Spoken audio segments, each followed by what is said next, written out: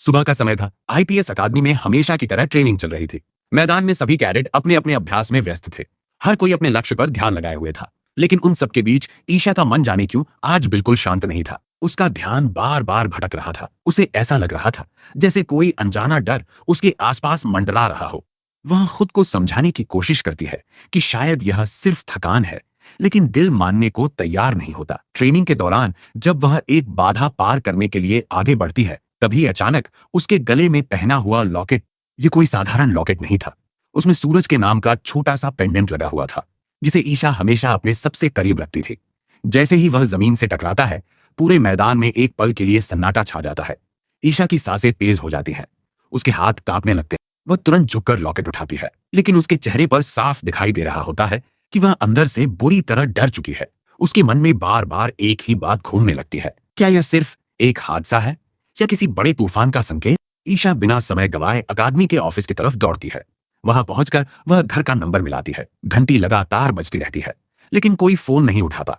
वह दोबारा कॉल करती है, फिर तीसरी बार, लेकिन हर बार वही सन्नाटा। अब उसकी बेचैनी डर में बदल चुकी होती है। उसका दिल बार बार कह रहा होता है कि घर में कुछ बहुत बड़ा अनर्थ हो चुका है। वह चाहकर भी अपनी ट्रेनिंग पर ध्यान नहीं लगा पाती। उसकी आंखों के सामने बार बार सूरज और पूरा परिवार घूमने लगता है। उधर शहर के दूसरे छोर पर गुलाब हवेली में सब कुछ बिल्कुल सामान्य दिखाई दे रहा था। सूरज आने वाले दिन की तैयारियों में लगा था। परिवार के बाकी लोग भी खुश थे, क्योंकि उन्हें उम्मीद थी कि अब मुश्किलों का दौर खत्म होने वाला है। मंत्री जी ने भरोसा दिलाया था कि सारी परेशानियां सुलझ जाएंगी और नई शुरुआत होगी। लेकिन किस्मत ने उनके लिए कुछ और ही लिख रखा था। अचानक हवेली के बाहर से किसी की घबराई हुई आवाज गूंजती है, सूरज जल्दी बाहर आओ अभी। यह आवाज पूरन भैया की थी। उनकी आवाज में ऐसी घबराहट थी कि सूरज बिना कुछ सोचे दौड़ता हुआ बाहर निकलता है। उसके पीछे पीछे पूरा परिवार भी बाहर आ जाता है। दरवाजे पर पहुंचते ही सबकी नजर जमीन पर रखे दो बड़े बोरों पर पड़ती है। कुछ सेकंड के लिए किसी को समझ ही नहीं आता कि आखिर यह क्या है, लेकिन उन बोरों से टपकता हुआ खून सब कुछ बयां कर रहा होता है। सूरज के पैरों तले जमीन खिसक जाती है। उसका गला सूख जाता है, हाथ कांपने लगते हैं। वह धीरे धीरे पहले बोरे की तरफ बढ़ता है। पूरा परिवार सांस रोककर उसे देख रहा होता है। जैसे ही सूरज बोरे की रस्सी खोता है, उसकी आंखें फटी की फटी रह जाती हैं। अंदर अरविंद जी पड़े होते हैं, पूरा शरीर खून से लथपथ, सिर पर गहरी चोट और शरीर बिल्कुल बेहोश। सूरज एक पल के लिए पत्थर बन जाता है। उसे समझ ही नहीं आता कि आखिर यह किसने किया। लेकिन इससे पहले कि कोई कुछ सोच पाता, उसकी नजर दूसरे बोरे पर जाती है। कांपते हाथों से वह दूसरा बोरा भी खोलता है। अंदर आरव पड़ा होता है। उसकी हालत पहले से भी ज्यादा गंभीर होती है। उसके शरीर पर कई गहरी चोटों के निशान थे। वह मुश्किल से सांस ले रहा था। यह दृश्य देखते ही पूरे घर में चीख पुकार मच जाती है। काव्या रोते हुए आरव का नाम पुकारती है। घर की महिलाएं बदहवास होकर भगवान से दुआ मांगने लगती है। पूरन भैया बिना एक सेकंड गवाए गाड़ी निकालते हैं। सूरज और पूरन मिलकर दोनों घायलों को तुरंत गाड़ी में बैठाते हैं। अब उनके पास सोचने का समय नहीं था। सिर्फ एक ही उम्मीद थी, किसी तरह अस्पताल पहुंच जाए। पूरे रास्ते सूरज बार बार आरव का हाथ पकड़कर उसे होश में रहने की कोशिश करता है। वह लगातार कहता है, कुछ नहीं होगा, तुम मजबूत हो, बस अस्पताल आने वाला है। लेकिन आरव की आंखें धीरे धीरे बंद होती जा रही थीं। सूरज के दिल की धड़कन हर गुजरते पल के साथ और तेज होती जा रही थी। उसे पहली बार महसूस हो रहा था कि शायद इस बार दुश्मन ने ऐसी चाल चली है जिसने उसके पूरे परिवार की नींव हिला दी है। और उसे बिल्कुल भी अंदाजा नहीं था कि अस्पताल पहुंचने के बाद उसकी जिंदगी का सबसे बड़ा सदमा उसका इंतजार कर रहा होगा। अस्पताल के इमरजेंसी गेट पर गाड़ी जैसे ही रुकती है, वहां अफरा तफरी मच जाती है।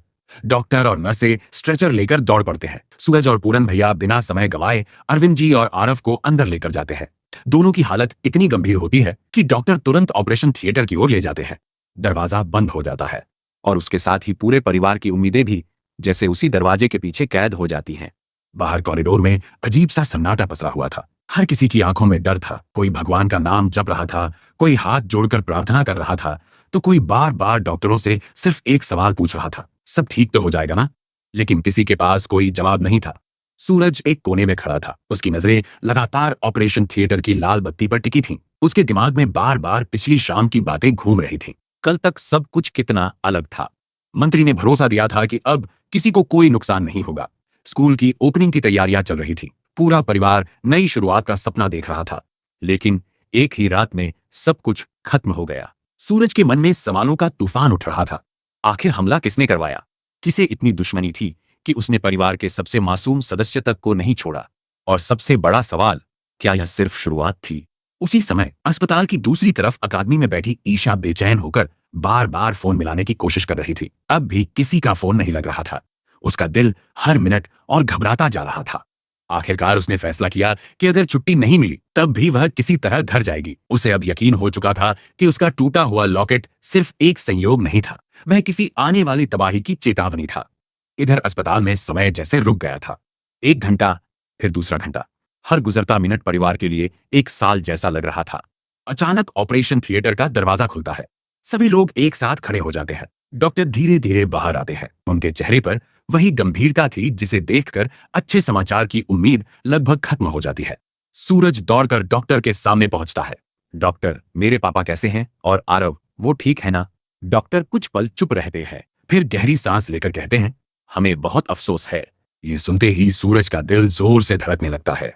डॉक्टर आगे कहते हैं, अरविंद जी के सिर पर बहुत गहरी चोट लगी है। हमने उनकी जान तो बचा ली है, लेकिन फिलहाल वे कोमा में है। ये कहना मुश्किल है कि उन्हें होश कब आएगा। यह सुनकर पूरा परिवार स्तब्ध रह जाता है। लेकिन डॉक्टर अभी रुके नहीं थे। उन्होंने सिर झुकाया और धीमी आवाज में कहा, और आरव को हम नहीं बचा सके। अस्पताल पहुंचने से पहले ही उसके शरीर से बहुत ज्यादा खून बह चुका था। हमने पूरी कोशिश की, लेकिन बस इतना सुनना था। पूरा माहौल चीखों से गूंज उठा। काव्या की आंखों के सामने अंधेरा छा गया और वह वहीं फर्श पर गिर पड़ी। घर के बाकी सदस्य फूट फूट कर रोने लगे। पूरन भैया दीवार का सहारा लेकर खड़े रह गए। उनकी आंखों से आंसू लगातार बह रहे थे। लेकिन सबसे ज्यादा खामोश सूरज था। उसकी आंखों से एक भी आंसू नहीं निकला। वह सिर्फ डॉक्टर की बातों को दोहराता रहा। आरव नहीं रहा। ये 4 शब्द उसके कानों में हथौड़े की तरह गूंज रहे थे। उसे याद आने लगा कि कुछ दिन पहले तक आरव हंसते हुए पूरे घर में दौड़ता था। हर छोटी बात पर सूरज के पीछे घूमता रहता था। आज वही बच्चा सफेद चादर में लिपटा पड़ा था। सूरज धीरे धीरे उसके पास जाता है, कांपते हाथों से उसके माथे को छूता है। ठंडी पड़ चुकी हथेली को अपने हाथ में लेकर बहुत देर तक खड़ा रहता है। उसकी आंखों में अब आंसू नहीं थे, वहां सिर्फ आग थी। ऐसी आग जो अब किसी भी कीमत पर बुझने वाली नहीं थी। वह मन ही मन एक फैसला कर चुका था, जिसने यह सब किया है उसे कानून नहीं, उसका अपना गुस्सा सजा देगा। सूरज धीरे से पूरन भैया के पास आता है। उसकी आवाज अब पहले जैसी नहीं थी। वह बिल्कुल शांत थी, लेकिन उस शांति के पीछे तूफान छिपा हुआ था। भैया, अब रोने का समय खत्म हो गया है, अब हिसाब होगा। पूरन भैया उसकी आंखों में देखते हैं और समझ जाते हैं कि सूरज अब वही इंसान नहीं रहा जो कुछ घंटे पहले था। आरव की मौत ने उसके अंदर के अधिकारी को नहीं, उसके अंदर छिपे उस पुराने योद्धा को जगा दिया था, जो दुश्मनों को कानून की किताब से नहीं, उनके किए हुए गुनाहों की कीमत चुकवाकर जवाब देता था। उसी रात बिना किसी को बताए सूरज और बंटी चुपचाप अस्पताल से निकल पड़ते हैं।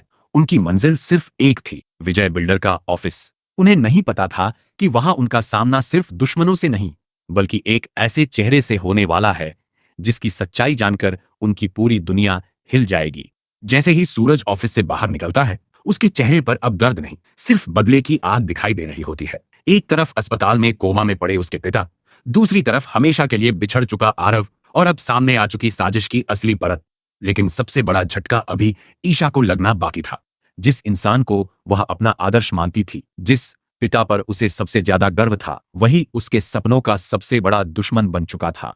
अब कहानी सिर्फ एक परिवार की नहीं रही, यह लड़ाई बन चुकी थी रिश्तों और इंसाफ की। एक तरफ होगा कानून, दूसरी तरफ बदला, और बीच में खड़ी होगी ईशा, जिसे तय करना होगा कि वह अपने पिता का साथ देगी या उस इंसान का जिसने हमेशा सच के लिए लड़ना चुना।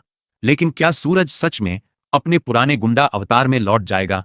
क्या वह गुस्से में ऐसी गलती कर बैठेगा जिसका पछतावा जिंदगी भर रहेगा? या फिर दुश्मनों के खिलाफ उसकी सबसे बड़ी चाल अभी बाकी है? इन सभी सवालों के जवाब आने वाले एपिसोड में मिलने वाले हैं, जहां हर मिनट कहानी पहले से ज्यादा खतरनाक और रोमांचक होने वाली है। अगर आपको यह वीडियो पसंद आई हो तो इसे लाइक जरूर करें, चैनल को सब्सक्राइब करें और बेल आइकन दबाना बिल्कुल मत भूलिए, ताकि इस कहानी का अगला धमाकेदार अपडेट आपसे मिस ना हो। नीचे कमेंट करके जरूर बताइए, अगर आप सूरज की जगह होते तो क्या नौकरी छोड़कर बदला लेने का फैसला करते या कानून के रास्ते पर ही चलते।